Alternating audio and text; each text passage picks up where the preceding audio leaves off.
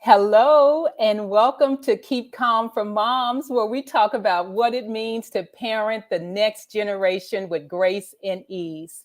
Today's episode is part of our Boss Mom series, where we talk to amazing moms about their career journey and work life balance. And we're going to be talking today with Adriane Simpson of LinkedIn Pros. And I can't wait to bring her on the stage to share with you. So, for those of you who are joining me for the first time, or perhaps you're listening to the replay for the first time, please pop in the chat replay so I know you're here. But let me tell you a little bit about this show and how it got started. So, I'm Dr. Pamela Ellis, the education doctor, and I partner with busy moms to help their teen find a college that feels like home without overpaying. Now, the results of our firm is that 95% of our clients have been admitted to their top choice colleges, and the average scholarship is $75,000. Now, you know that didn't come easy. So I'm a mom of three, and I know the struggles that come with trying to help your teen through the college process. But here's one of the things I've done to make it so easy, so easy. And that is, over the years, I've visited over 500 colleges. And as part of that, I have developed a framework called Keep Calm. The CALM stands for College and Accelerated Leadership Methodology. There are 5 pillars of Keep Calm that support getting those kinds of results, and that's academic, social, financial, vocational, and cultural. So all 5 of those. And each week on the show, we talk about one of those pillars. Now, I work with a lot of moms, and as a mom, I know the guilt that can come sometimes when you're trying to, do it all at work and then do it all at home as well. And when you have teenagers, that raises it another level for sure. But in all of that, what I encourage for so many moms is, to release that guilt and enjoy those years while you have them at home. And so that's really where this series came from in terms of talking with some amazing moms about their career journey and how they're, showing up at work and then also being their best at home and being a mom. And so having, Adriane on the show today is going to be a real joy, and we'll get to learn more about what she's doing, and in particular talk about, the career coaching work that she's doing and the work that she's doing as, the CEO of LinkedIn Pros. And I just am excited to have her here. Now, one of the things I do want you to also do, just because I know that if you have a teenager, there's a lot of details and things you have to come up with and figure out to do and try to help them. I have for you the roadmap to college, and it's all included in my college prep toolkit. So if you want to get access to that, I want you to grab it now, the college prep toolkit, and I will give you that link so that you can get access to it. So I'm going to be bringing up Adriane in just a moment so we can get into our conversation. And if you hear my puppy in the background, just ignore it. We're working from home today, all right? So let me bring Adriane up. Adriane, how you doing? I am doing fantastically well. Let me tell you something. That intro was fire, right? You broke it down, and then the dog barked at the perfect time. And I laughed because those are the messages of working from home, right? Things like that happen all the time. Exactly. Exactly. They do. They do. And I have to tell you, one of the times when I was doing my LinkedIn Live, my son walked by with his shirt off. So who knows what's going to happen? Listen, it's anybody's guess. Anybody's guess. So, Adriane, come on, tell us first off, I'd like you to do your introduction. Tell us about who you are as a mom. Oh my gosh. Thank you so much, first of all, Dr. Pamela, for inviting me to your stage. I know that you've been hosting this show for a while and you are Mm-hmm. focused on helping busy moms. I love what you Yes. said in your intro, not feel the guilt. And I Oh was sitting here yeah. like, I mean, so just by you saying that, I got like a little bit of a weight off of me because as a mother of a 7-year-old who Yes. works, and tries to certainly provide for my family, there Mm-hmm. is a level of guilt that I experience Yes. every day. Yes. Yes. I hear you. I hear you. You're preaching to the choir on that. For sure. But I'm Yeah. Adriane Simpson, as you said. I am the CEO and founder of the LinkedIn Pros, and I'm a Mm-hmm. LinkedIn strategist and transition coach for Right. entrepreneurs, for professionals who want to transition to more revenue and more income, primarily leveraging Mm-hmm. LinkedIn as that vehicle and the tool to Yeah. do it. Wow. Wow. Now, how did you get into that? I mean, that's not something you just decide to do in high school. No, it's not. Great question. The truth of the matter is, I Oh, really got into transition coaching and just mhm. coaching, period, of professionals in particular, because I've been laid off 4 times. Oh my goodness. And so Oh, wow. a part of my story is that, listen, I don't believe in a coach Yeah. that hasn't experienced what they're teaching to their clients, to other people, Hmm. and being successful. So I Right. started because I was working in corporate America, very young, and got my Mm. first job. And I was, doing all the things. And Yeah. because I was immature in my journey, I didn't Yeah. realize that I was getting ready to be laid off. There were changes Wow. happening in industry and changes with the Mm. company, and Hmm. I just didn't know enough to know, hey, this is coming, to be Yeah. perceptive. So I got Hmm. laid off. My mother was in education for 42 years. My dad was in construction. Neither one of them Yeah. had experienced that type of corporate Right. layoff. They didn't know what to do. So I had Hmm. to educate myself on what to do next and how Yeah. to get my next job. And then Yeah. I did and worked for 10 years at that company and got laid off. But this time I knew it was coming. I could tell the market was shifting. I could tell there were things going on at Hmm. work. Others were getting laid off. So I knew that it was coming. But Yeah. again, we have people that work, especially if you work at a company that you really like, we have a Hmm. loyalty, a sense of loyalty that we adhere to with companies. I Even know when you know that's something real. is going to happen, Hmm. stay. Yeah. And I Yeah. stayed. I got a severance package, and it wasn't $1 million, but it was enough to make me comfortable when I left and Uh-huh. allow me a little bit Yeah. more time to change my Hmm. career. And I did that. And so the next time when Yeah. I got laid off, I was prepared. And Mm. then I realized that I had created this process and system that I was repeating. And then I realized I Right. could teach it to other people. That's how I got Right. started. Wow. That's awesome. That's awesome. And, it reminds me of the quote, necessity is the mother of invention. Absolutely. Absolutely. Because, my story is actually similar as well. And you see it when it's coming in terms of, being laid off. And I mean, for me, it's just, I was with a small company and I can Mm, just see it the way they were, talking to me, second guessing and all of that. And yep. the biggest thing was they were ungrateful. Oh my goodness. After all Mm, that I had done in terms of bringing in new business, they never said thank you. And I yeah. was like, man, it's time to go. It's time to go. And so they were just like, we want you to leave. I was like, okay, Okay. okay. Thank you. Yeah, but isn't there a Yeah. level of comfort, Yeah. when you feel like you're positioned well, right? When you Right. know the things to do, the Yeah. steps to take. There's a level of comfort Yeah. that you have, and look, nobody Yeah. wants to get laid off, Hmm. but certainly if you know it's coming and you know Yeah. what to do next, you feel a little bit better about that decision. Right. Right. Now tell me this, what are you seeing now in terms of, where people need the most support in terms of their career, given what's happened in these last 2 years? I would say, I advise people certainly to stay Mhm. abreast of the market.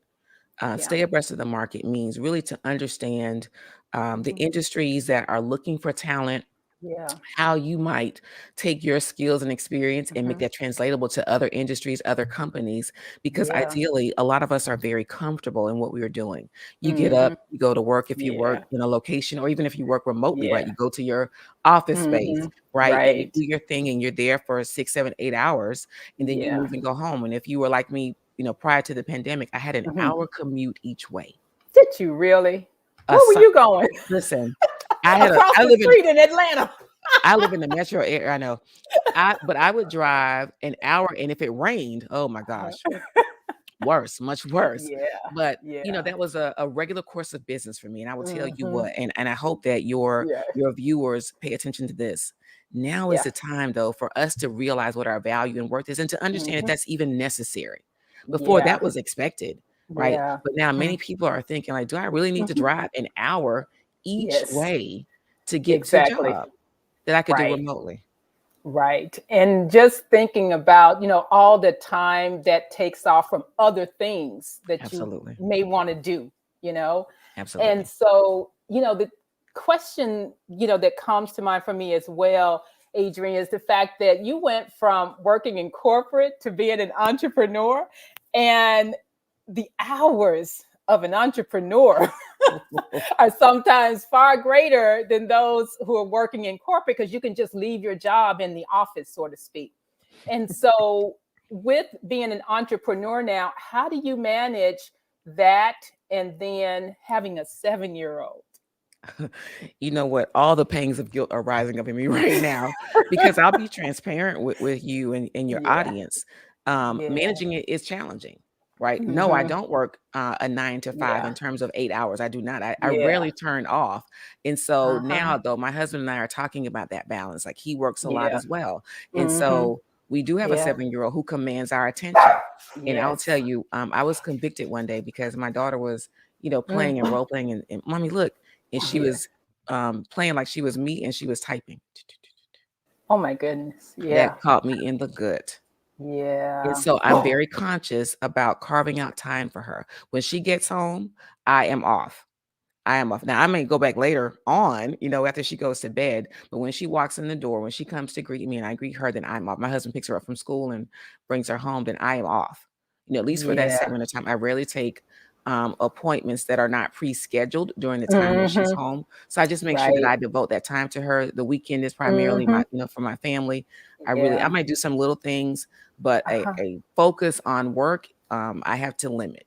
Right, right, absolutely. And I hear you, because there was so many times that I was spending, a lot of time burning the candle, early morning and late night, because I knew those were the times when everyone else was asleep. And Hmm. I wouldn't have that guilt of working in front of my children. Um, Now, in terms of the work that you're doing around LinkedIn strategy, I want to hear more about that, because for a lot of us, who are on this platform, we're trying to think about ways that we can leverage it, make the most of it. So, what are you saying about it to your clients? I love that you asked that because I want to tell you, Hmm. LinkedIn is such a marvelous platform for this type of communication, right? This type of Hmm. conversation. The Yeah, folks who are interested in business, who are interested in commerce and partnering and yeah. nurturing relationships are here on this Hmm. platform. And so I Yeah. advise my clients, and I'll tell your Hmm. audience too, that it is Hmm. really about nurturing Yeah. relationships. Be Mm, less of a taker and more of a giver. When I right. connect with people, Yeah. I ask them, let me Hmm. know if there's anybody in my network with whom I Yeah. can connect you. Right. I'm Hmm. offering that first because, and I'm also offering to connect with them and kind of understand what it is that they Yeah. do to see if I Hmm. might be a bridge for them or a relationship Right. conduit for them. Right. People receive that more readily than, hey, I want Hmm. to connect with you just to build up my numbers. Right. Yeah. Um, you know, and also just providing really good value. I would tell you, Yeah. like again, this Hmm. type of forum, the Hmm. live and the session that you lead regularly is Hmm. helpful for folks who are looking for information. Um, Yeah. the last nugget is that many people don't share content on LinkedIn. They Mm. don't. So it is still very wide open in terms of being able to promote and show and Right. share your zone of genius and your content that's valuable to an audience that's Mm. interested on a platform where Yeah. many people are not sharing. Right. Right. Now, how do they do all of that and still maintain, I guess, a sense of themselves as far as their times and setting boundaries? Mm. Because I say that because I find that, social media sometimes can be a black hole where you think you're going to go in and do something and you end up spending hours on it and you're wondering, like, where did that time go? What am I doing? Oh my gosh. So I identify with all of that. I just told somebody yesterday, and this is Mhm. going to sound weird, but I'm going to share it, Yeah. that I absolutely love the internet. Love it. Like if it were a Mhm. person, I would marry it. And my husband is very clear. He already knows it because anything that you want to know, you can find it on the internet. Yeah. Anything that you want to learn, anything you want to be, Yes. if you want to reinvent yourself Uh-huh. personally, professionally, get a new career, you can learn all. If I want to rebuild a carburetor, Yeah. I can go on the internet and learn that. And social media is no different. You can learn Right. and grow and really Mhm. just absorb and get new knowledge and information. But here's what I Right. would advise: time block. Time Mm. block. Set your Yeah. schedule. On Mondays and Mhm. Thursdays or Monday, Wednesday, Friday, I'm going to 2 to Yeah. 4 is going to be my time to read and Mhm. review and scour and go down the black hole. Yeah. And that's okay. If you allow yourself a specific amount of time and adhere to Right. that, you don't feel the guilt. You've accomplished what you wanted to Mhm. accomplish, and then you move on to other things. Prioritize. Wow. Wow. Okay. It sounds so simple, but it actually works. Yeah. Yeah. Now, and just for those who are joining, we're talking about Adriane's career journey and talking about work-life balance on Keep Calm for Moms. And so one of the things, Adriane, is you mentioned earlier that your parents worked in education and construction. Who were your role models or inspirations for being an entrepreneur? Huh. Oh, such great questions today, Dr. Pamela. I'm really enjoying this conversation. Um, I'll tell you. So, while my parents were, in Mhm. education and Yeah. construction, I do have relatives who own Mhm. businesses. My Right. grandfather was in the military, then got out of the Hmm. military and started working in a factory, right in Yeah. Alabama, Central Alabama, Mm. years ago, and he also owned a barbershop. Mm. And so as he Yeah. grew his business and practice, he added on to his home and added a, a, Mm. a a shop in the back of the home, right? So when he Wow. retired from the plant, from the factory, he then Mm. worked. I mean, he would get up Yeah. early morning and go to his barbershop where he had his Mm. clients waiting for him and he would cut hair all day. He also owned Yeah. real estate. He was a real estate investor. So I Wow. learned very early on the importance of being an entrepreneur and owning that. And then I started my Mhm. first business when I was 8. What And that kind of business was that? Listen, this is legit. It's on record. I was 8. I had learned how to make macrame plant hangers in a craft class, and Ah, because I'm obsessive, yes.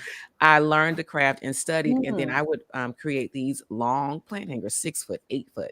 But I would go to my mom's, beauty salon when she would get her hair done, and I Uh-huh. would sell these plant and take orders.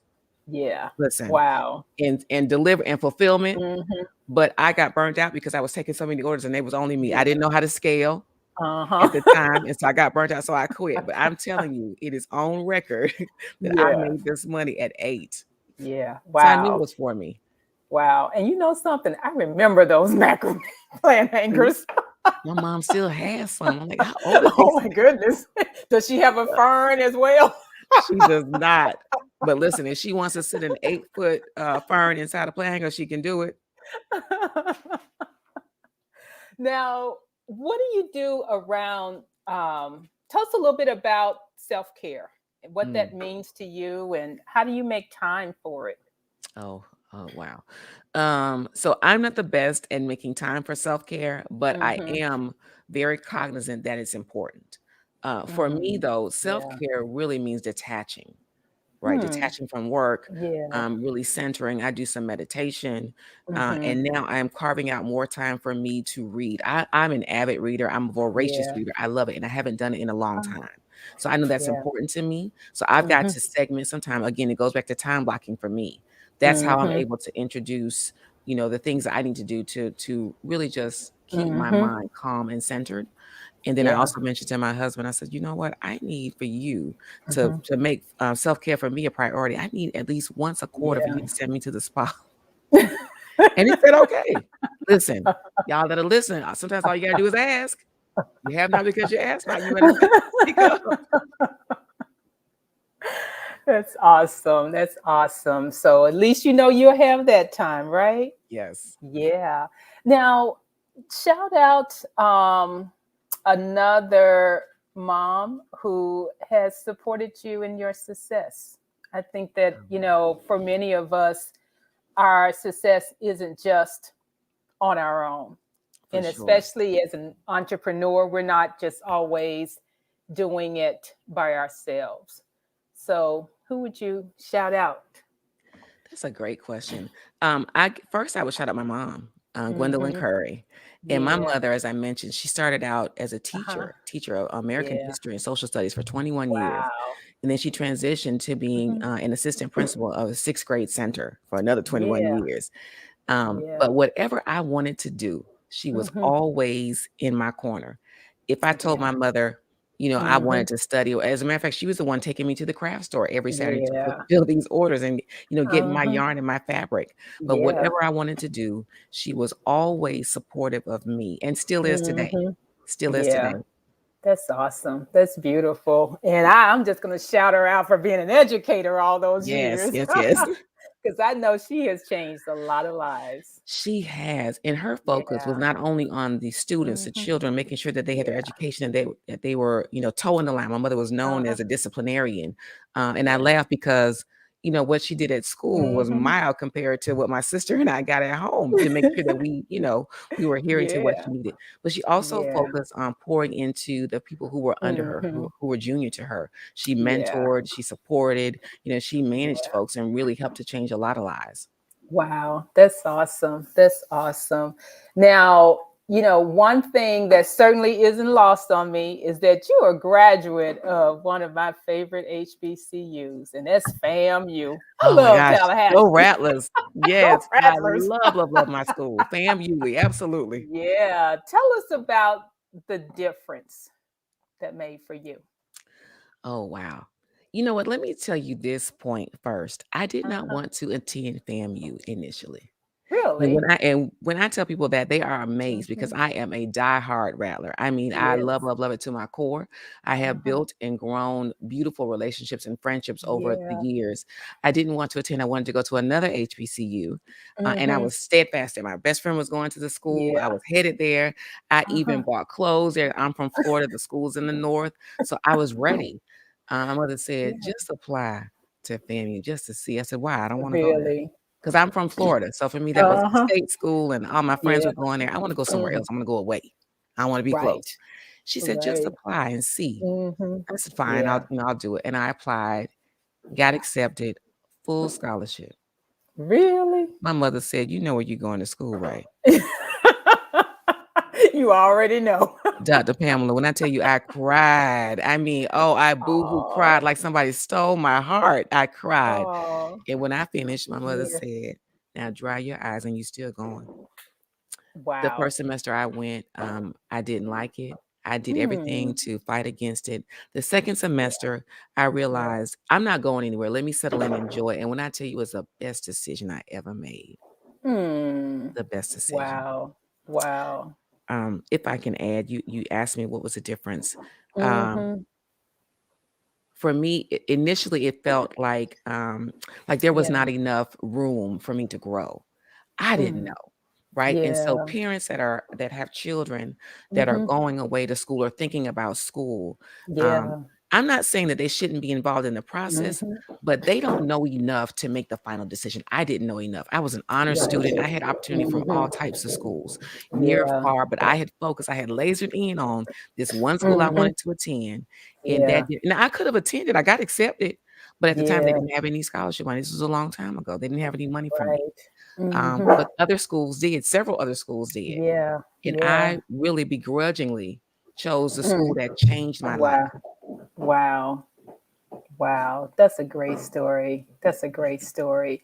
Now, how do you feel you've benefited from that alumni network? Because I see just how powerful it is in terms of all the connections that have been made and that I experience in my work. So tell me about that for you.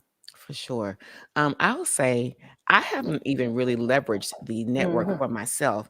I do a Yeah. lot of relationship partnering and building with people. I call myself the queen of the warm Right. handshake. And so when I know people who are looking for an opportunity and I know Yeah. someone who has that Mhm. knowledge or information, I partner them Right. together all the time. Yeah. And I find that the people that I know, especially those Mhm. from FAMU, are very Yeah. willing to open up and Yeah. help and share with someone. I've got friends now. If Mhm. I call them right now, if I share a post, Yeah. as a matter of fact, right before the pandemic, Uh-huh. two friends of mine from Yeah. FAMU, and I decided we wanted to provide some scholarships Mhm. to students. And so we Yeah. just called on people to donate. We set up a Hmm. spreadsheet because you gotta do it in decent and order. Yeah. Set up a spreadsheet with folks' names, and we had people partnering and giving to Uh-huh. children they didn't even know. But we Wow. made sure that everybody was accounted for. Some of them, Wow. Mm. divided the money up among the Yeah. students and just blessed Yeah. children from anonymous people with Mhm. scholarships. And that was just Yeah. because one person decided to share a post, Yeah.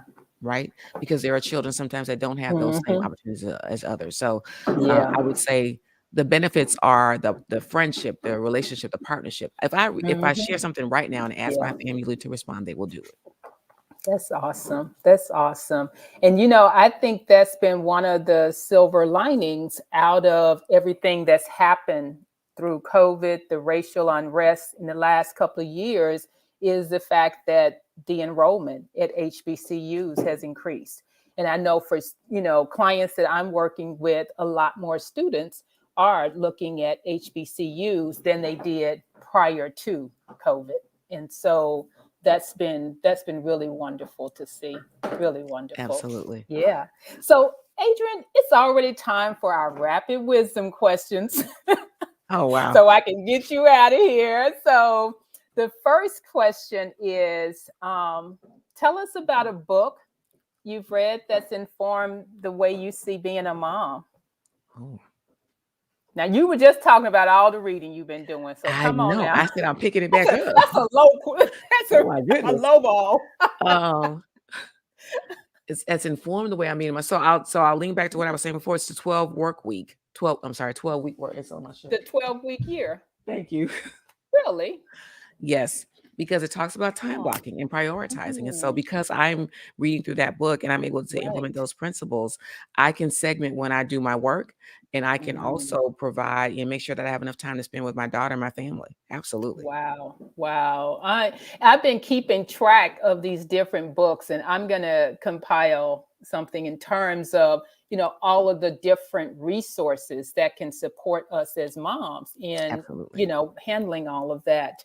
The second rapid wisdom question is the truth about work-life balance is what? So It's fill in the blank with 3 words.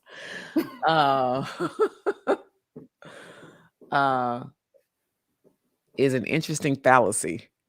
Oh, that's more than 3 words. That was 3. An interesting fallacy. Oh, Well, an still interesting fallacy.